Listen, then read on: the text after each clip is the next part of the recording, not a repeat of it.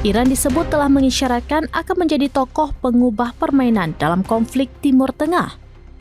Merujuk pada akan digelarnya pertunjukan militer memperkenalkan pesawat tempur buatan Rusia Sukhoi Su-35 pada 19 Maret 2025 mendatang. Mengutip Tribunnews pada Minggu 2 Maret 2025, kabar itu awalnya diumumkan oleh pegiat saluran Telegram Defender Iran beberapa waktu ini, menyebut bahwa adanya kemungkinan Iran meluncurkan jet tempur Su-35 di bulan ini. Bagi Republik Islam Iran, menggelar pertunjukan militer sebelum festival tersebut merefleksikan masa depan menjanjikan bagi angkatan udara mereka. Adapun sebagai jet tempur generasi 4,5, pengenalan Su-35 ke Angkatan Udara Iran diharapkan dapat meningkatkan kemampuan tempur udara negara tersebut secara signifikan.